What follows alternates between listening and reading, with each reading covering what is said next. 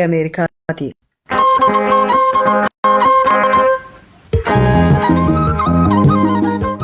Raadiyoon Sagalee Ameerikaa wixataa qabee hanga jimaataatti galgala keessaa sa'a 2:00 qabee hanga sa'a 3:00 meetir baandii 22-25-31 irratti Waashingtan DC irraa kan dabarsu sagantaa afaan Oromoo amma jalqaba.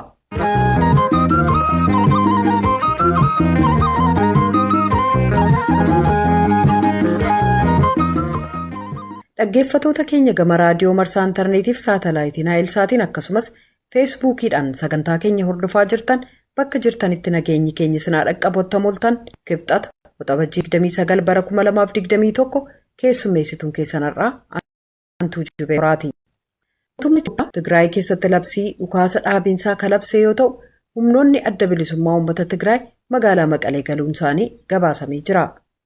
Aangawaan adda bilisummaa Oromoo obbo Abdii Raggaasaa kamisa darbe gallakkifamanis ammas irra deebiin to'annoo jala oolfamanii jiru jechuun abukaatoon isaanii himaniiru. Sirna yaadannoo waggaa tokkoffaaf eebba albamii sadaffaa aartistaa Haacaaluu Hundeessaa kaleessa waxabajjii 21/2013 bakka maatii jaallattoonni isaaf keessummoonni argamanitti magaalaa geessamee jira. Martinuu gara boodaa dhiyaatu. Hanga xumura sagantaa keenyaatti nu waliin turaa jenna dhaggeeffattoota keenya. Piroodyuusariin Tamsaasa Har'aan Tamsaasa intarneetiif miidiyaa hawaasummaa qindeessitu immoo Tigist Gammeetii oduuf gara bafaatan isin dabarsa. Ashamaa akka mooltan amma oduu waraabaa isin dhageessifna.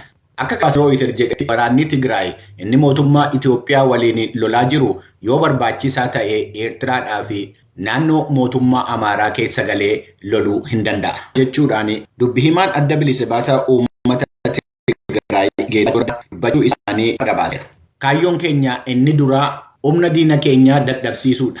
Yoo Eertiraa dhaquun barbaachise, yoo naannoo Amaaraa dhaquun barbaachise, waan fedhe yoo gaafate iyyuu hin dhaqnaa jechuudhaan Geetaachoo Raddaa bilbilaan dubbachuu isaanii Rooyiters gabaaseera.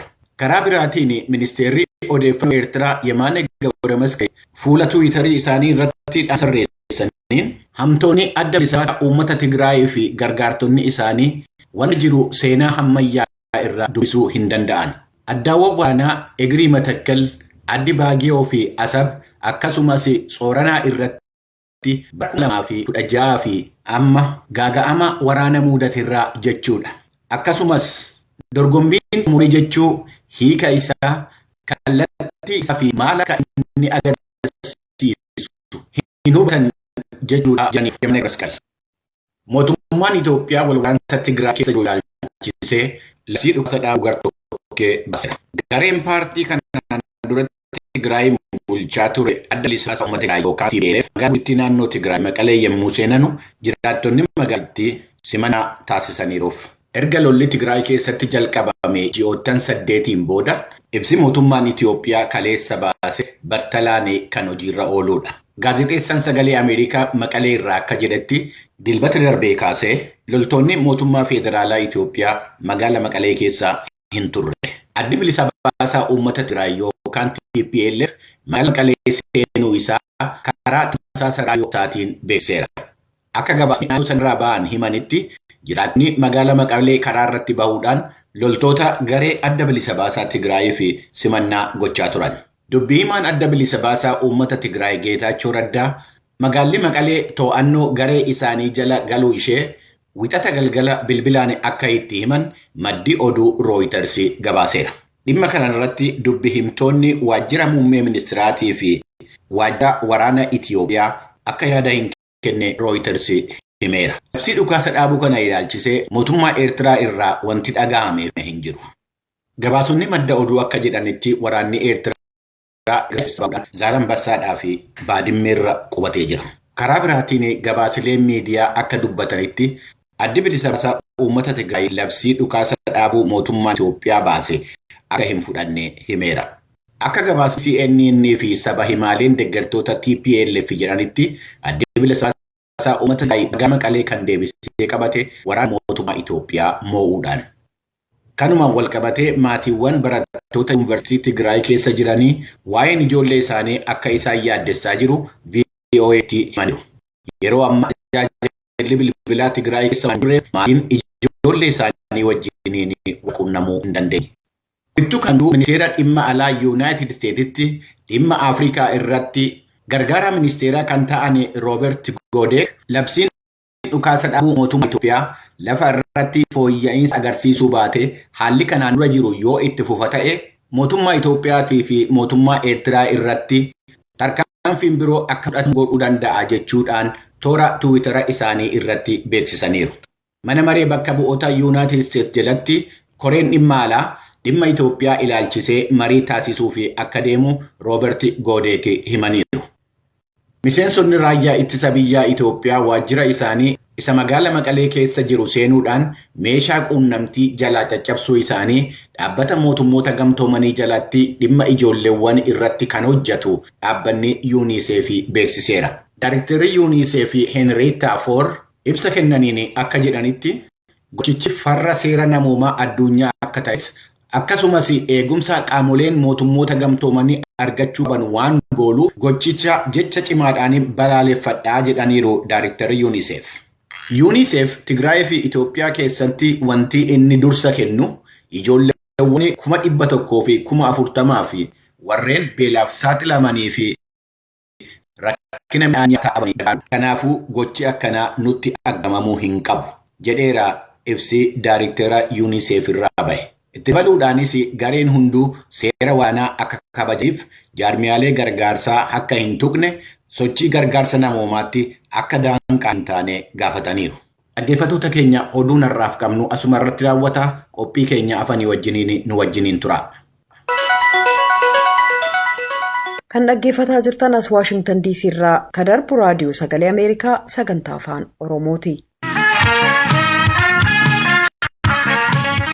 Mootummaa Itoophiyaa Tigraay keessatti dhukaasa dhaabinsa ofii labsuusaa wixata galgala kan beeksise yoo ta'u, paartiin duraan Tigraayin bulchaa ture waraana isaa waliin magaalaa Maqalee seenuun ibsamee jira. Dhimma kanarratti kan maddeen adda addaa irraa gabaafame jaallannee dhiyeessa. Mootummaan Itoophiyaa Tigraay keessatti dhukaasa dhaabinsa ofii labsuusaa wixata galgala kan beeksise yoo ta'u, paartiin duraan Tigraayin bulchaa ture waraana isaa waliin magaalaa Maqalee seenu jiraattonni simatanii jiru. Dhukaasa dhaabinsi sabaa himaa mootummaa irratti labsame kun battalumatti hojiirra akka oolu ibsameera. Kunis walitti bu'insa Tigraay keessatti baatilee 8 lakkoofsise sana booda. Dhukaasa dhaabinsi kun kan argame bulchiinsi yeroo kan Tigraay kan mootummaan federaalaa hundeessetu dhukaasa dhaabinsi ta'ee uummata kuma hedduu kanneen beelli isaan mudateef gargaarsi akka seenu gochuuf akka ta'e ibsamee jira. Bulchiinsi yeroo kan Tigraay kan hoogganaa turan Dr. Abrahaam Balaay gaaffii dhiyeessaniin maqaa uummata Tigraayiif uummata nagaa jaallatuun mootummaan federaalaa gara laafina namoomaan badiin kana caalu akka hin dhufne ittisuuf uummannis boqonnaa akka argatu gochuuf akkasumas qaama furmaataa ta'uuf dhukaasa dhaabinsa gaafannaa jedhaniiru.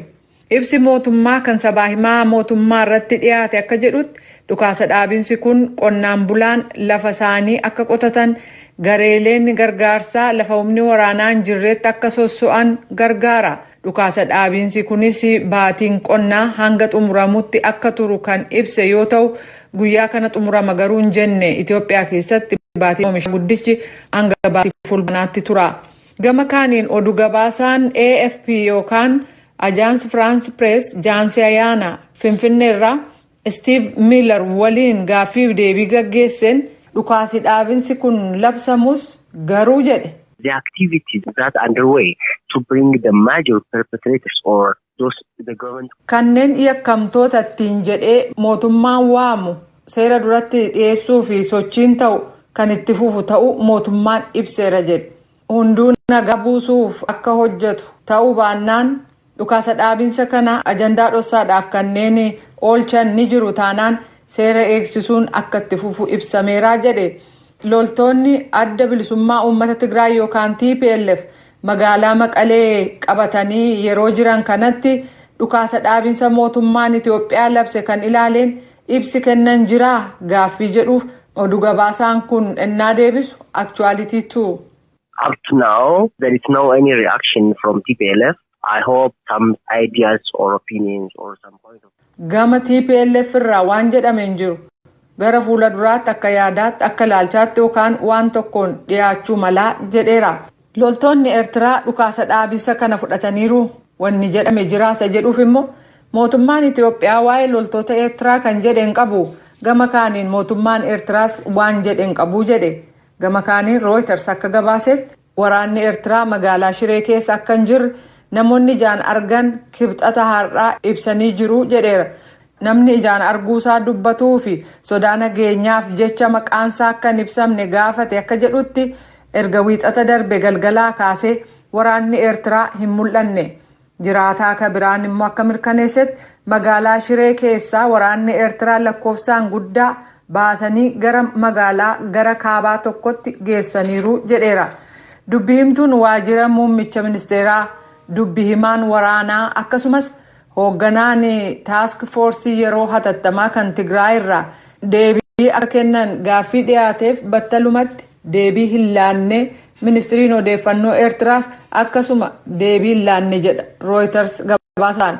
Gama kaaniin dhaabbata nagaa kan Yuunaayitid Isteetsi keessatti qorataa waa'ee Afrikaa bahaa akka ta'an Alii Verjii Londonirraa oduu gabaastuu VOA Keet Daawsaniif waa'ee dhukaasa dhaabinsa Itiyoophiyaa ilaalchiseenaa dubbatan humnootiin federaalaa magaalaa Maqalee keessaa ba'uun akkasumas mootummaan dhukaasa dhaabinsa labsuun wal waraansi guutummaatti dhaabbate jechuu mitii jedhaniiru. Tokkummaan mootummootaa akka jedhutti walitti bu'iinsa baatii 8 Tigraay keessatti gaggeeffameen uummata 350,000 qarqara afaan beelaarraan ga'ee jira. Kun waggootii darban 10 keessatti addunyaa irratti mul'ateen beeku jedha. Yuunaayitid Isteetsi, Ayerlaand fi Biriteen wiixata darbe gola nagaa eegumsaa kan tokkummaa mootummootaa walgahii hatattamaa ifatti akka gaggeeffamu gaafatan. Walgahiin kunis jimaata dhufu dura gaggeeffamuu mala. Mootummaan Itiyoophiyaa fi addi bilisummaa uummata Tigraay yookaan TPLF gidduutti baatii sadaasa darbee kaasee wal waraansi ka jalqabame yoo ta'u lubbuu siviilota 1,000 galaafatee kanneen miliyoona 2 caalan manaaf qe'ee ofiirraa godaanuuf dirqisiisee jira. Waraanni biyya ollaa ka Eertiraa fi bulchiisa naannoo Amaaraarraa mootummaa Itiyoophiyaa deeggaruudhaan walitti bu'iinsa kana keessatti hirmaatanii akka turanis gabaafameera.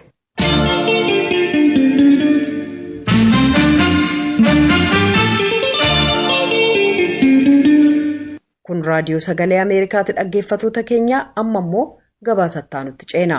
Aangawaan adda bilisummaa Oromoo obbo Abdii Raggaasaa kamisa darbe gallakkifamanis ammas irra deebiin to'annoo jala oolfamanii jiru jechuun abukaatoon isaanii himaniiru.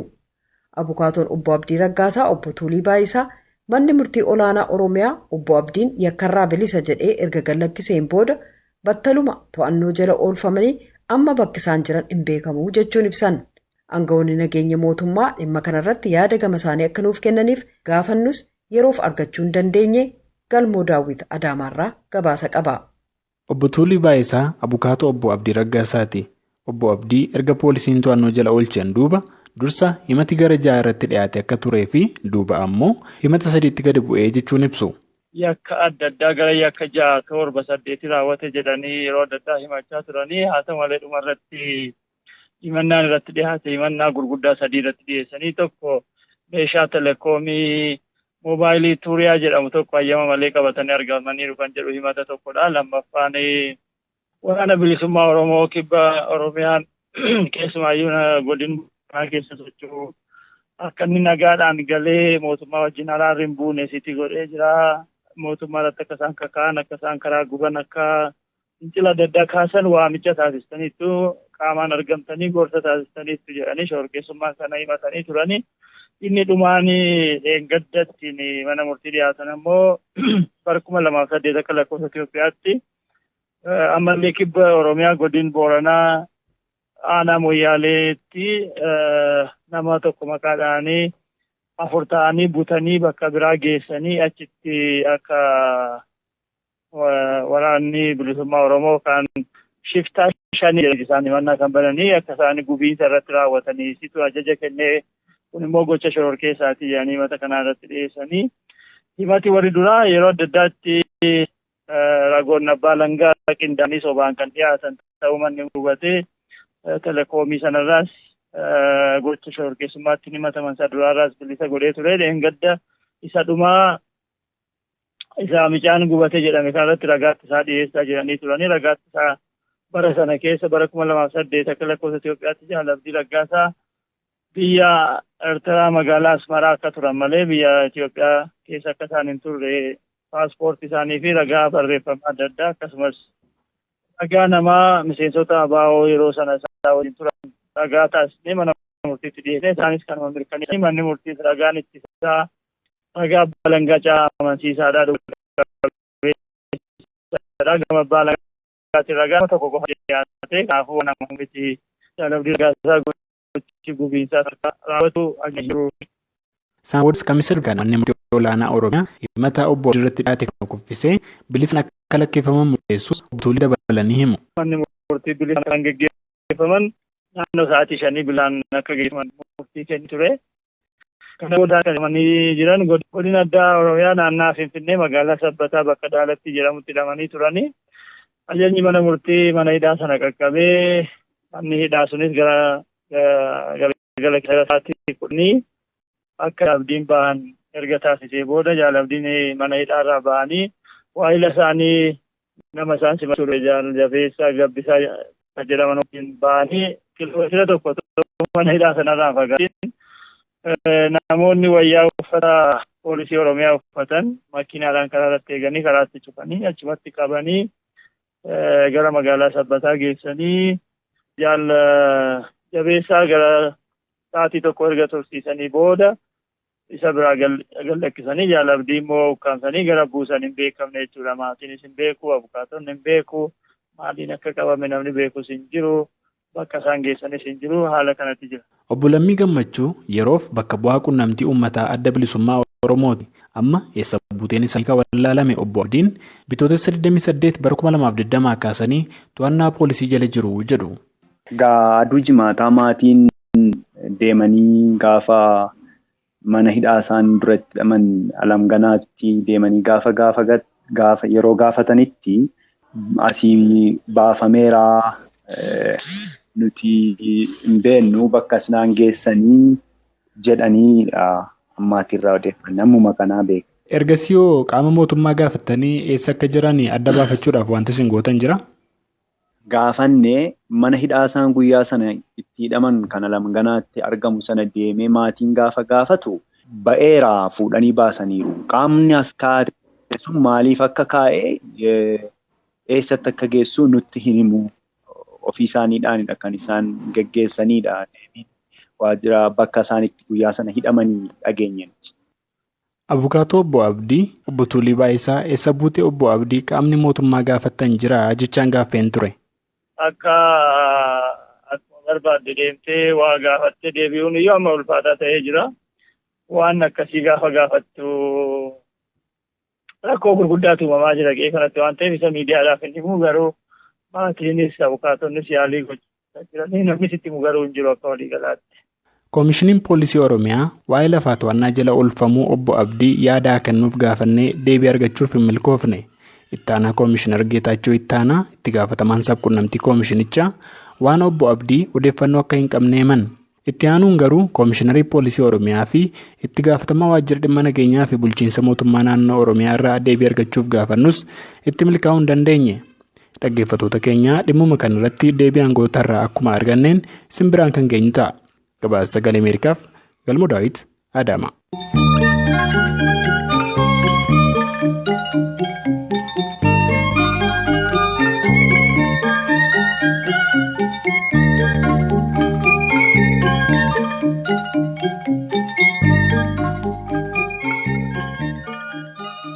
Kan dhaggeeffataa jirtan raadiyoo Sagalee Ameerikaatti dhaggeeffattoota keenya qophii itti aanutti ceena.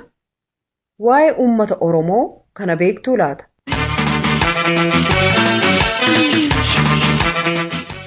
Sirna yaadannoo waggaa tokkoffaaf eebba albamii sadaffaa aartist Haacaaluu Hundeessaa kaleessa waxabajjii 21 bara 2013 bakka maatii jaallattoonnii fi keessummoonni argamanitti magaalaa Finfinneetti geggeeffamee jira. Kan sirna sanarratti argamte haati warra Haacaaluu aadde Faantuu Damissoo waa lama dhabduun ta'e sis dhabeen dhugaa keessa dhabee jechuun gadda ishee dubbatte. Abbaan aartist Haacaaluu obbo Hundeessaa Boonsaas gumaan ilma koof keessanii akka lafatti nafneef Oromoon rabbiin naaf kadhadhaa jedhan. Kan sirnicha irratti argamtee turte Tsaayidaa Amxoo Finfinneerraa gabaasa qabdi. Albamni Artist Hacaaluu Hundeessaa inni sadaffaan sirboota 14 of keessaa qabu mata dureen maal mallisaa jedhu guyyaa kaleessaa jechuun waxabajjii 21 bara 2013tti magaalaa Finfinneetti eebbifameera. Sirboota albamni kana keessaa inni tokko Iluun yeroo lubbuun jirutti hojiilee qalbii namaa hawwatan hojjeteen albama 2 fi sirboota qeenxee 7 hojjechuun jaallattoota muuziqaa biraan qaqqabsiiseera. Sirboota qeenxee inni dalage keessaa kan akka maalan jiraaf kanneen biroon hojii artistii kana daran jaallatamoo taasisan keessaa akka ta'etu dubbatama.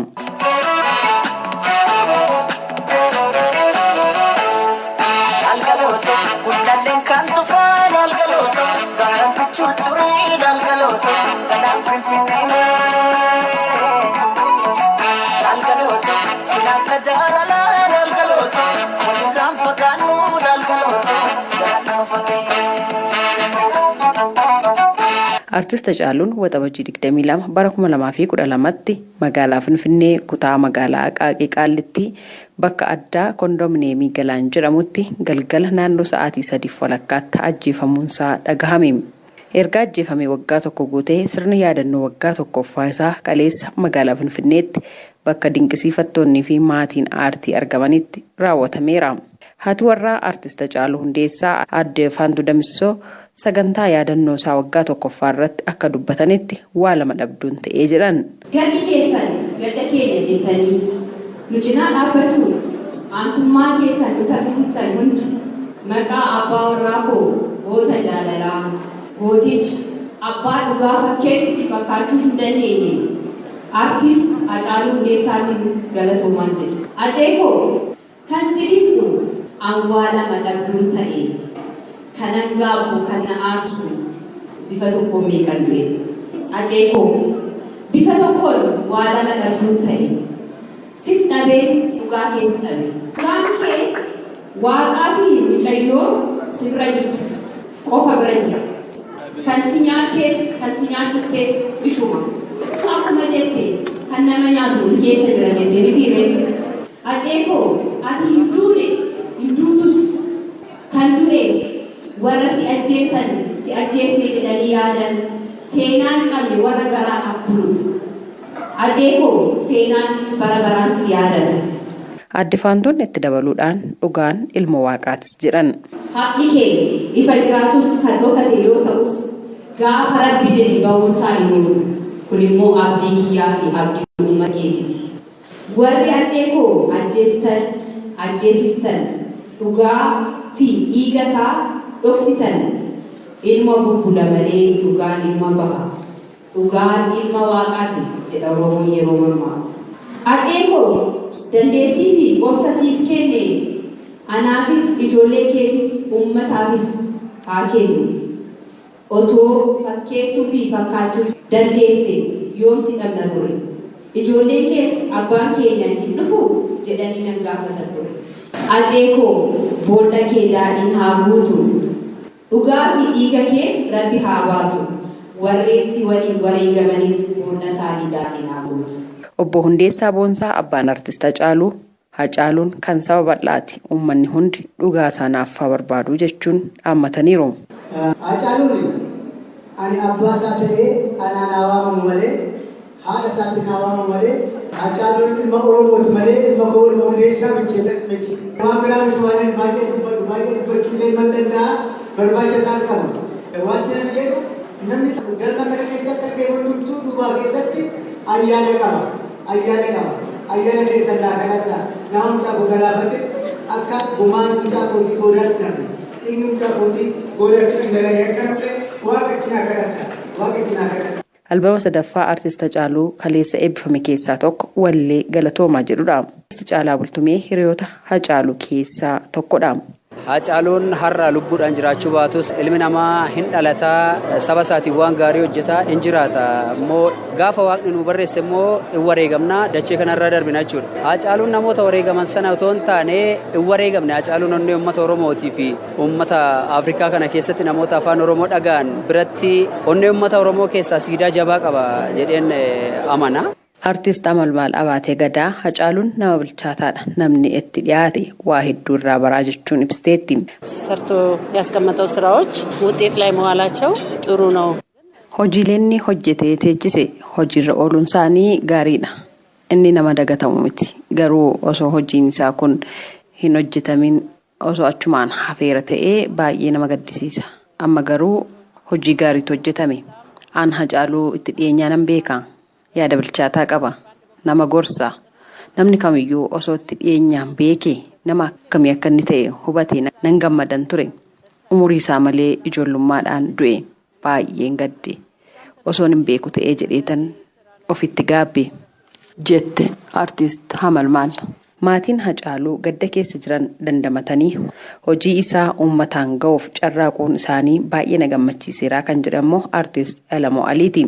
Dhugaa dubbachuudhaaf akkanatti isaanuu jabaatanii hoggaa tokko keessatti gadda jiru kanaas baadhatanii ilmoodhaas qabatanii ijoollee wajjin fedhii waan inni duraan lafa kaayyatee uummata Oromootiif niin hojjedha jee kana akka lafatti naaf kaasanii hojiirra oolchanii hoggaa tokkotti guyyaa inni wareegamirraa jalqabee guyyaa tokkoffaasaa irraan tana asitti sirba 14 alboomaan qopheessanii kaanis sooshaal miidiyaa irratti isaa ta'u iTunes irratti isaa ta'u chaanaal adda addaa irratti qopheessanii gallakkisaa jiru. Jaalala guddaa isinii qabna waan hojjettanii asiin nu geessaniif kabaja guddaan qabaaf akka nama tokkootti jechuudha.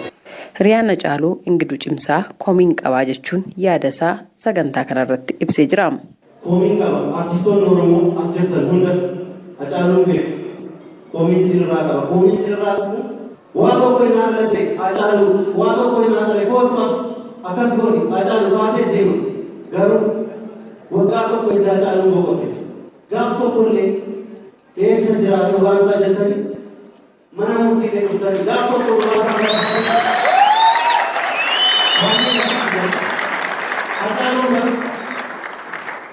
daadhii galaan obboleessa isaa miti. Oromoodha, weellisaa Oromoodha jedhee malee daadhii galaan deddeebi'ee Adaamaatti isaa ajjeesan akkatti irratti murteessisee hin beeku. Kan isinitti himu. Kanaaf ifa manaa godha. Si caala beektee miti. Waan natti dhaga'amu Hacaaluu maal akka ta'e isiniif waan hin beekuuf. Yaadannoo waggaa tokkoffaa artist Hacaaluu Hundeessaa sirna dungoo ibsuun raawwatameera. Faawundeeshiniin hojiilee aartii deeggarsa namoomaa falma mirga dhala namaa fi hojiilee tola ooltummaa adda addaa hojjechuun maqaa artistii kanaa dhalootaa dhalootatti akka yaadatamu kan taasisu kaleessa hundeeffamee jira.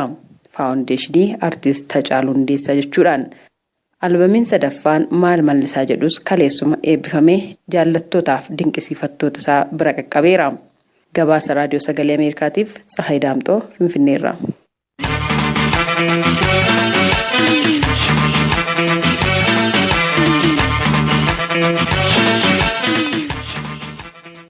Raadiyoon sagalee Ameerikaa galgala keessaa sa'a 2:00 jalqabee hanga sa'a 3tti meetir baandii 22 yookaan kiiloo heerzii 13,765 irratti meetir baandii 25 yookaan kiiloo heerzii 1240 irratti akkasumas meetir baandii 31 yookaan kiiloo heerzii 12,485